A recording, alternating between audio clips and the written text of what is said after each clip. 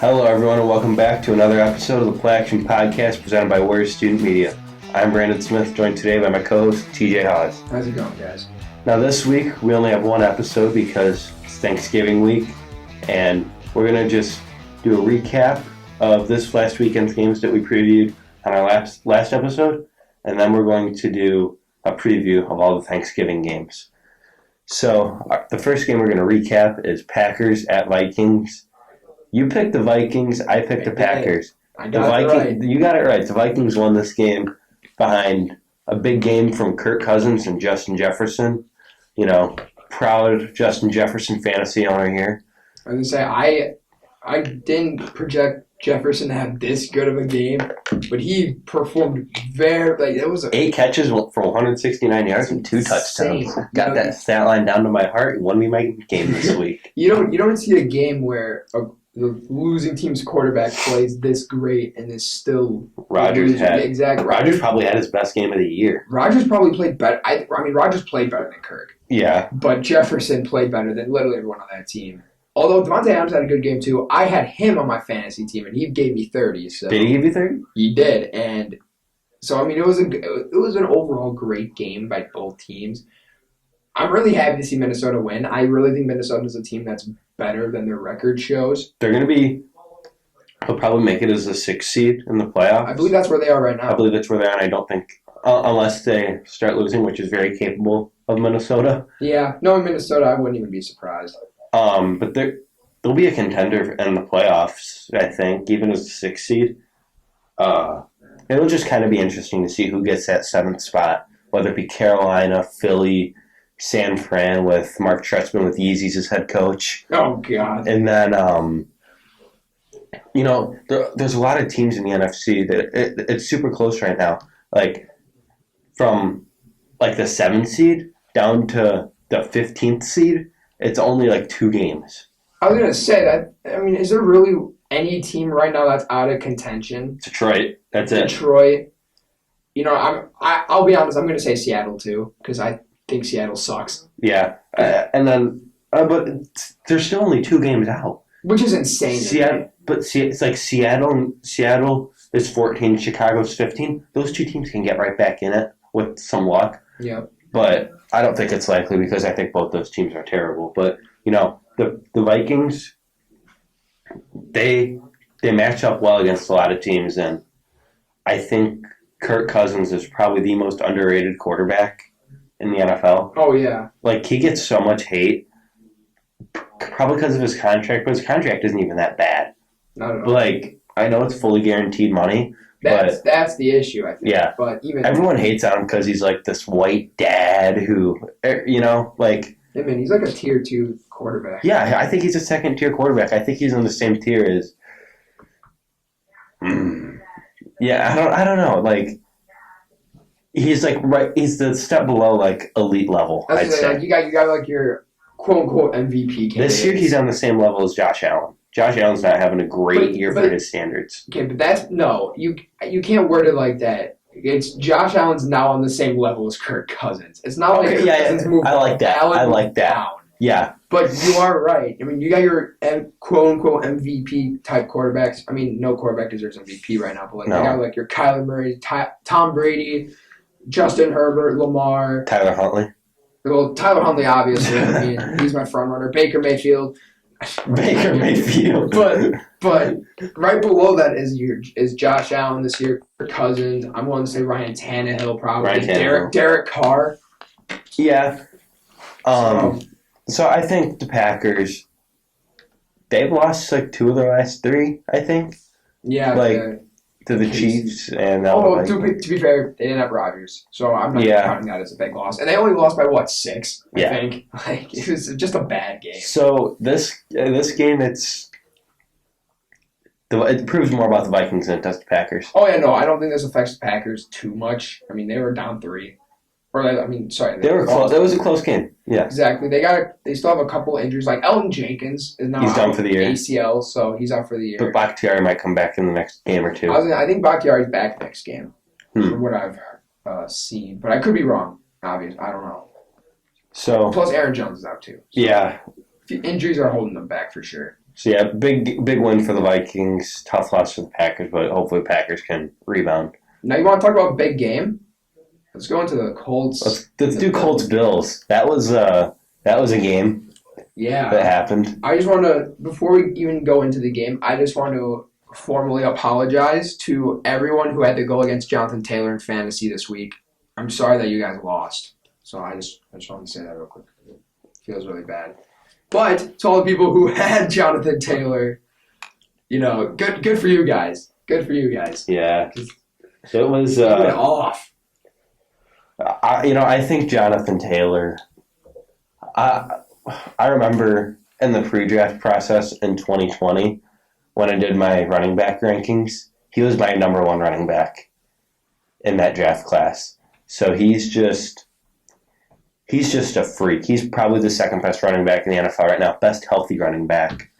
He's my MVP vote. He's my MVP too. I mean, you and me have talked about this before. It's clear. I mean, no quarterback deserves it, and he's not going to get it. But but he should. He should. And hey, running backs have won MVP before. But it's been a long time. I mean, AP. I was going to say, that's like 9 years ago. That's not crazy. Long. But the game has changed so much in the last 9 years. You're right, but even the fact that we're in such a pass-heavy league and now, Jonathan Taylor is still able to do this. Yeah. It just makes you wonder if, not wonder, but it makes you think, Derrick Henry, if he didn't get hurt, he would have won MVP. I'm very convinced. Even though running backs probably don't win it, he was probably going to get to 2,200 yards, 2,200 yards. He was going to have that kind of year. Yeah. So I think the Colts they've found the formula, I think, to win, and it's run the ball behind that great offensive line. This reminds me of the Browns. You got a better quarterback, though. Better quarterback. Better quarterback, but worse receiving core. Better running back. Well, yeah, obviously better running back. Better running back, better quarterback, worse receiving core. I mean, running back group as a whole, obviously the Browns are better. Yeah, because of Kareem Hunt. Number one, give me Taylor over Nick Chubb. And I'm a Nick Chubb supporter. I like Nick Chubb. I have been forever. But give me Taylor over Nick Chubb any day of the week. This year. Do they have a worse receiving core, though? I mean, Pittman's the best receiver. If you were to take the receiving core... I'll take Pittman over Landry. I'll take Pittman over any receiver. Again, it comes down to, Pittman's the best receiver out of both teams combined, but the Browns have the better core themselves. Landry's solid. Higgins isn't better. Way better tight end group. Yeah, that's true. I like Donovan Peoples-Jones a lot. T.Y. Hilton's been injured all year, and even then he hasn't performed well. He hasn't been the same since Andrew Luck retired. Exactly. The Colts receiving core sucks. If the Colts want to continue to be a playoff team, they're going to have to either bring in a receiver or draft a receiver or something. Get like a Chris Olave in there, which I think would be perfect. Chris Olave just broke the Ohio State career touchdown record with 35. Yeah. So he's going to move up. Yeah, but the Bills, I saw some questions being raised about, are they back to being the Bills of old? No, but they're not great. They're the 7th seed right now, I think. I was going to say, no, they're not even leading the division. No. And that's New England's the better team. I'm sorry, they are. But, what do you think is the issue with this team right now? But what's the big issue? Because you look at the team, they have no running game. They have no running game. Josh Allen's not playing very well. But I don't think that's because of the running backs. I don't think that's because of Josh Allen. I genuinely think that's this offensive line is bad. Yeah, they could be. I think that's their big issue. And I'm looking at it right now. The Bills are... They have to be bottom 10, even bottom 5 pass blocking. Probably, but... And probably both run blocking. They have you got a top 10 defense and a solid group of receivers. The Bills are half a game ahead of the Steelers for the last playoff spot. So Pittsburgh is out now. Yep. That's what I thought. But once if we but it's so close. Exactly. Indy's right there, Cleveland. By the end of it, I don't even think Pittsburgh's going to be in the question. It's going to be Indy. I think Indy's going to win that division. Yeah. They're 3 games behind, I know. 2. But is it 2 now? I forgot if it was. Oh, right, because Tennessee lost. I'm stupid. Yeah. Losers. So what? Because the Colts are 6-5 now. Yep. Yeah. Cleveland 6-5. They play each other again. They play each other again, and the Titans won by 3. The Raiders are 5-5. The Broncos are 5-5. Here's a team to watch out for. Miami. Don't know. No, like their schedule. Oh, never mind. No, never mind. Yeah. I thought it was. They got the Panthers. Then they got the Giants. Loss. And then the Jets. Loss. To the Jets? No, they beat the Jets. The Saints? The Saints aren't that good. Okay. They're going to lose to the Saints, dude. With Trevor Siemian? Yes. Tua's been playing really good recently, so I'll give my props to Tua. That is true. Tua statistically is better than Mac Jones. Yeah, but then Patriots fans are like, Mac Jones is the next Tom Brady. I mean, Mac Jones. And then the national media says, but the Dolphins need to move on from Tua. No, Mac Jones isn't great talent by any means. He is a product. Not a full-on product of the system, but like it's a big part. Exactly. So I think any quarterback that didn't go to New England as a rookie and have the type of season that Mac Jones is having, that means they're not good. Exactly. I mean, that doesn't mean they're not good. It's just they're putting up standards compared to the other rookie quarterbacks, which is normal. So the final game we're going to talk about from last week is Cowboys and the Chiefs. And, the Cowboys struggled this game. It was a relatively decent defensive performance, but the offense couldn't get going. You didn't have Amari Cooper. CeeDee Lamb only played the first half. I was going to say, I don't know. Honestly, looking at how this season has panned out for Dallas, this might sound crazy, but I don't think it's crazy to see Amari Cooper being moved at the offseason. He's a guy who's been injured a lot. CeeDee Lamb has stepped up as their number one receiver even when Amari Cooper's playing. I don't think they would because they're losing Michael Gallup, I think. I don't think so. I think we'll bring him back. And he's been great. He's been injured a lot, but his first game back, he played well. And he's played well since. I'd be surprised if they moved Amari Cooper. That'd be kind of crazy. Plus, you see Malik Turner have good games. You see Cedric Wilson have good games. Yeah. Noah Brown. You don't need 3 really good receivers. No, they've got. You need 2. He's on a 5-year, $100 million contract right now. Yep. So that's a lot of money, and if the team's willing to take on a good portion of that contract, get a first rounder out of him. I'm willing to bet you can still. Yeah, a team's going to be desperate to get him. Exactly. So, it's either a situation where you're going to have to spend a first rounder, or it's similar to the D-Hop situation where, no team is going to offer more than a second or a third and it's a player or two, and then that's where you're going to have to settle with. But even then, Dallas can just, if they really think they need to, they can just draft another receiver. This is a receiver deep class. Yeah, you could get a first-round caliber receiver in the first 2 rounds. My thoughts, I just want to say real quick, my thoughts immediately go to Jameson Williams. Yep. Round 2. But makes sense. I love that. But the Chiefs in this game, it was more about their defense.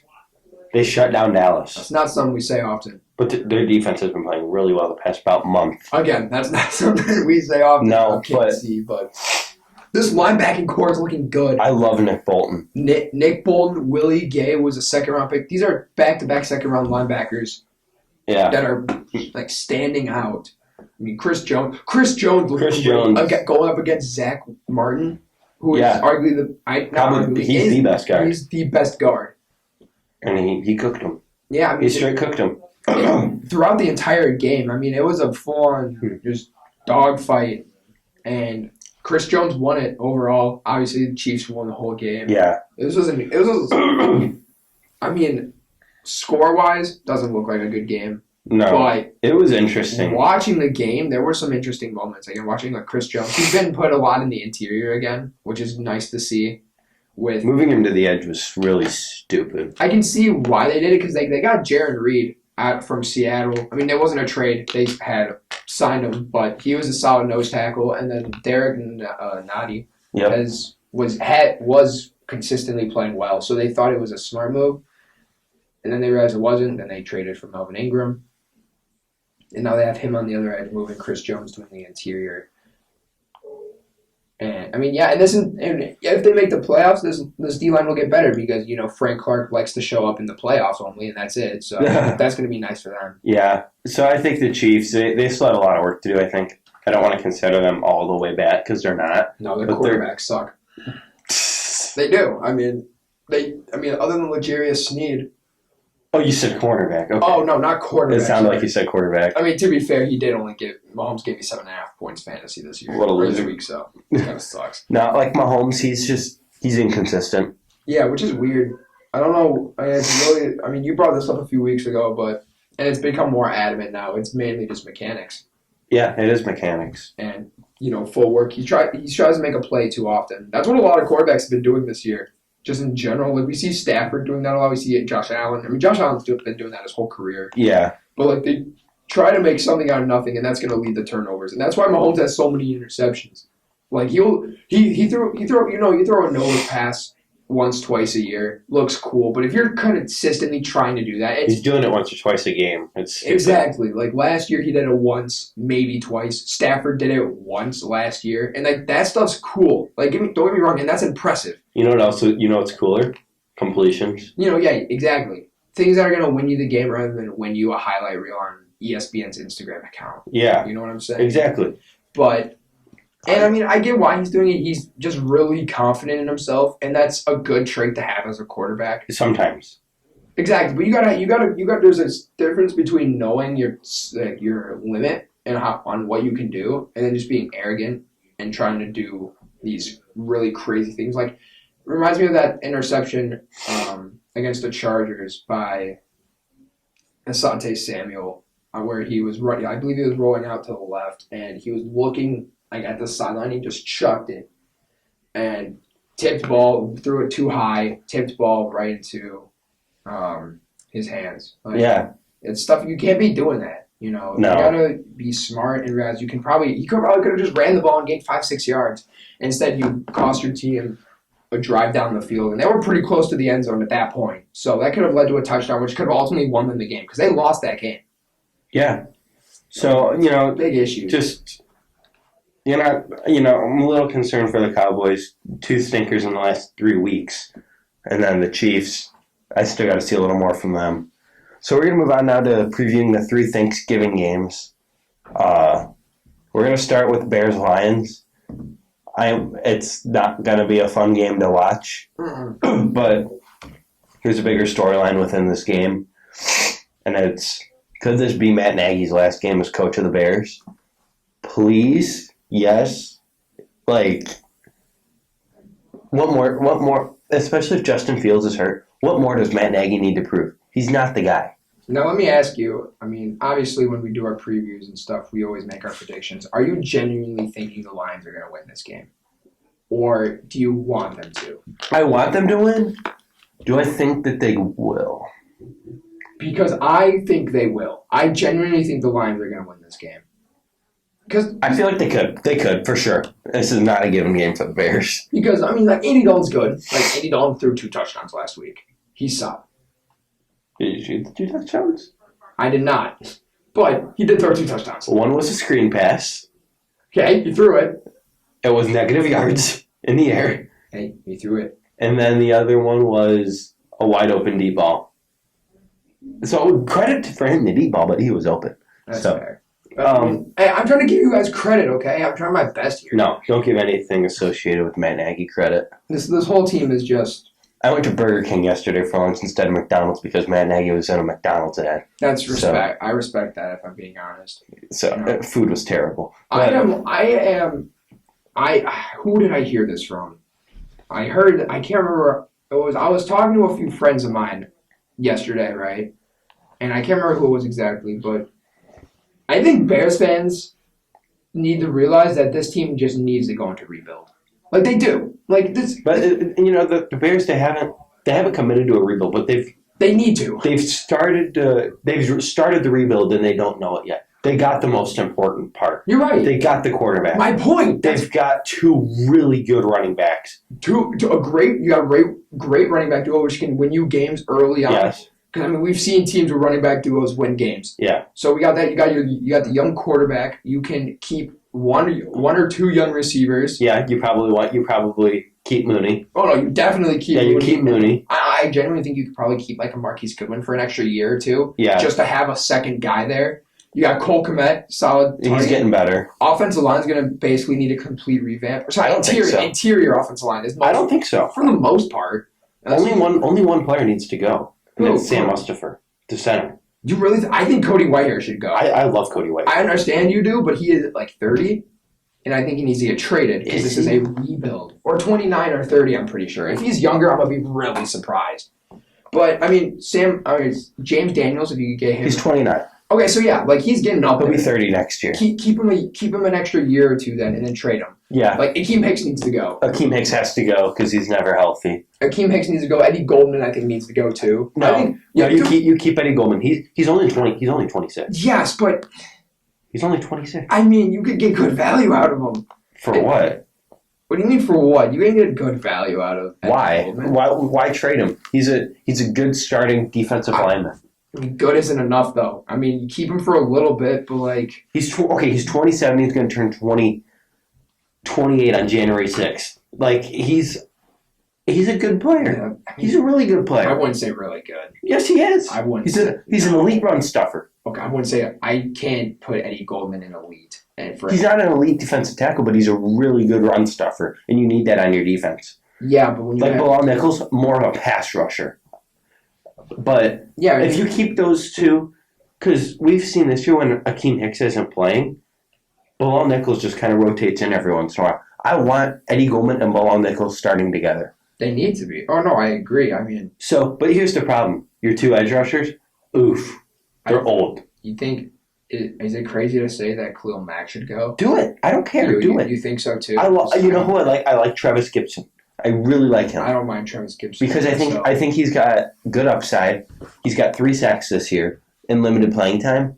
Yeah, I also think Mario Edwards is someone you can rotate throughout that entire defensive line. Mario Edwards I don't like Mario Edwards. He's just I like Mario Edwards a lot, actually. Hey, man, he was the second best defensive interior lineman last year, according to PFF. So, just saying.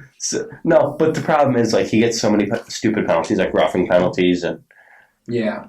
So, but I back to the game. Like, the focus for this game is what's going to happen with Matt Nagy.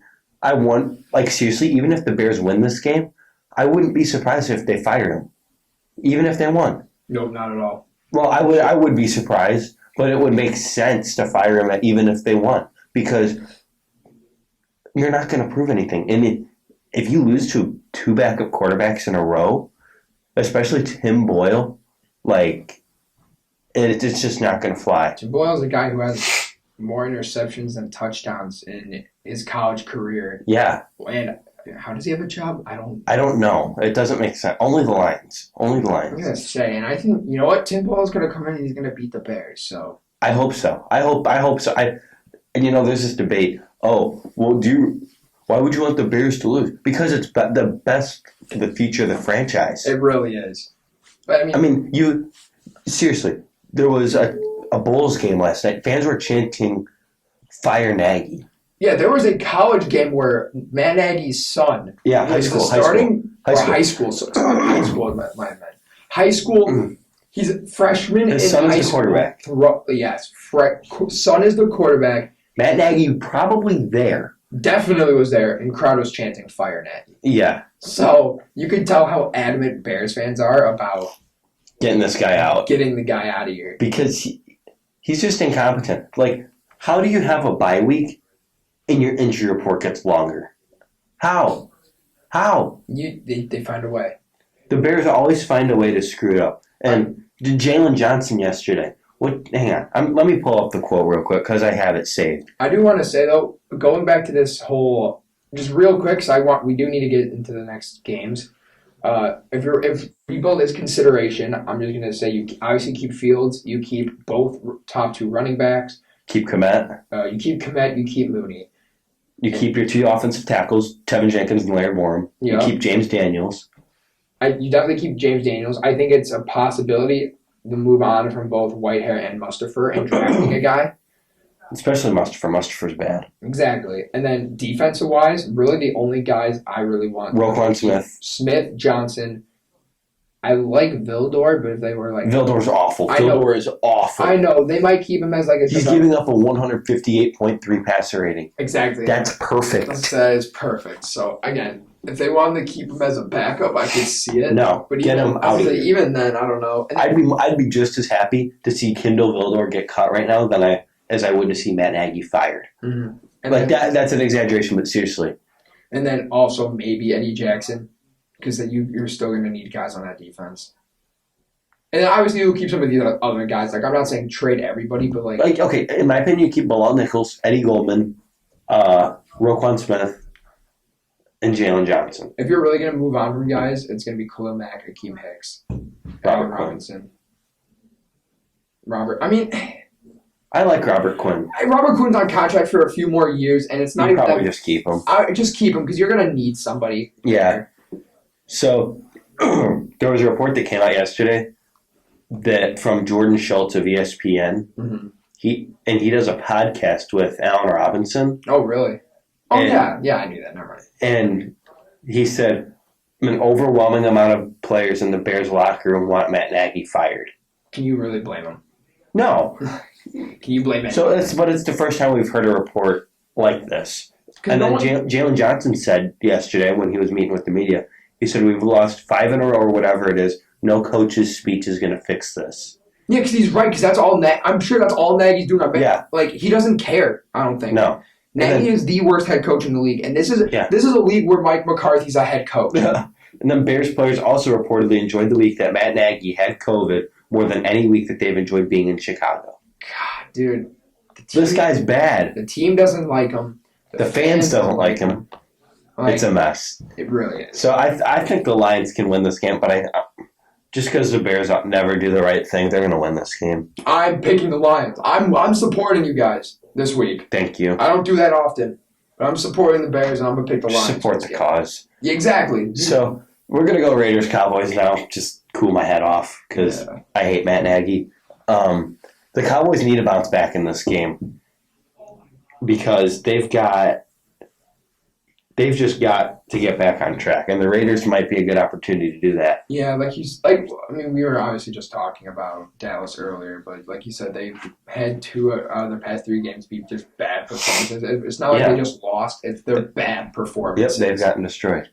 So, this team has been up and down the past month, but I really do think they can win this game. This is a very winnable game for them. And I want to talk more about the Raiders. The Raiders have obviously had a hell of a year. Yeah. It's been horrible. But to be fair, they are 5-5 still. They're 5-5. Highly impressive. Yeah. I just want to point that out. I saw some posts from Raiders fans saying that they want to move on from Derek Carr. I wanted them to last year. Like before, like in the offseason. I wanted them to, but now you don't. There's no way. I think they probably not, but like. Well, because the whole issue was that Gruden didn't like Derek Carr, and he was going to get him. Well, Gruden's gone now. And now Gruden's gone, so. Yeah, so I like Derek Carr, but I just don't really have a true opinion on him in Vegas. It's just he's just there. I like Derek Carr. I like Derek Carr. I like this entire offense. It's weird to say because this offense looks bad. Derek's sneaky good. But like Darren Waller is incredible. But he's had some rough games. Rough couple of games. He had over 100 yards against Cincinnati. No touchdowns, but like 7, 8 catches, over 100 yards. That's pretty impressive. And then Bryan Edwards is good. This offensive line hasn't been terrible. Yeah. Alex Leatherwood hasn't looked bad. People hated on me for saying that was a good pick. It was an awful pick. No, it wasn't. They moved him to guard, though. Did they? Yeah, he is their starting right guard, which is why he's playing better. And that was talked pre-draft. I like that. Pre-draft was even talks that makes sense. Of him moving or being able to move to guard. I liked him as a tackle more, and obviously I was proven wrong in that sense. But either way, I said he was going to be a good player, and he has been. Yeah. Drafted early, I would agree. He was a little early. But that is a position that they needed. And that versatility is why they took him, and it's panned out. Back in that time, we thought, I think the consensus was, okay, we knew who the top 2 tackles were, but it was kind of a debate who the third best tackle was. Alex Leatherwood wasn't in that debate. It was either Christian Darrisaw, who was my third best tackle, Me too. or it was Tevin Jenkins, who was I believe my fifth. I actually did have Leatherwood above him. I had Leatherwood above him. Okay. I loved Leatherwood though. I loved him way more than like anybody else did. I like Jenkins more, but I can understand that too. I liked him in the pre-draft but I didn't know of his health issues. No one did. Yeah, and that's just why I didn't understand the Raiders taking him or Darrisaw, especially Darrisaw because he didn't have any medical issues. So yeah, I mean, this team looks good. This team isn't a bad team. The Raiders have Mulrig is a stud, and then Max Crosby is like is a top 5 edge rusher this year. I wouldn't say he's top this year. Probably yeah. This year alone. This year, yeah. That's all I'm talking about. Alone, no. And Denzel Perriman. He's been playing good. Is like the NFL tackle leader right now, or top 3, I think. Yeah. Because it could have changed this week. I don't know, but he was first. I think it's Roquan Smith now. Okay, because Roquan Smith had like 100 tackles. He had 17 tackles. Exactly. So it's probably Roquan Smith now. Then Denzel Perriman's probably like 2 or 3. Because no, he's not. Is it still Perriman? No, it's Bobby Wagner. Wagner moved up. Who's is Perriman? Perriman's second. Second. Okay then. So yeah. Damn, how many tackles did Bobby Wagner? Okay. How many tackles did he have? I don't know. But he was top 3 before, though, I think, when we looked last week. It's always just kind of been like Perriman, Wagner, Roquan, and Olukun up there. So, but I think the Raiders can win this game, but I think the Cowboys will. I'm picking Dallas. I'll pick Dallas. It can't. I mean, I know we say this a lot. It could end up being a close game. Yeah. But, I mean, Dallas, again, last time Dallas had a bad game this year, which was against Denver, they blew out Atlanta. Yeah. Now they had a bad game against the Chiefs. Maybe they just come out on Thanksgiving and blow out the Raiders. Who knows? So I am picking Dallas. We'll see what Dallas because they have some health questions too. Yeah. Especially with CeeDee Lamb because we know Amari Cooper's out. Yeah, you're right. So we're gonna go on to the final game, which is Bills Saints. Talking about the Bills again too today, huh? Yeah, but I'm gonna talk more about the Saints. Yeah. They need to win this game. This is a must-win game for the Saints. It really is. Especially with the playoffs. You got Philly coming. You got San Fran coming, a.k.a. a team that's coached by Mark Trestman with Yeezys. Atlanta and Carolina are still like a game. Especially Carolina. I think both are 1 game behind New Orleans right now in the division. Don't tell me you think Atlanta's better than Carolina, though. I think by the end of the year it could be possible. Stop. I don't hate this Atlanta team. I heard Calvin Ridley's probably done for the year. I mean, yeah, Arthur Smith had said he has yet to hear anything. Okay, yeah. Which is bad. I hate that, though. I can understand you're battling with mental health, and I'm not saying, I think it's bad that he stepped away. I am in full support. I just think it's a little weird that he's not, at least updating the team. Yeah, communicating, that's the word I was thinking of. I find that a little weird, is all I should say. But I think the Saints, I think they should have signed Cam Newton. I agree. Because Cam Newton has actually looked pretty good. I mean, either way, Cam Newton, if their plan was to sign him at the same time that Carolina was planning on it, he would have gone to Carolina. I don't know if he would have because... Dude, how could you not? Because it ended so bad in Carolina. I guess. Maybe.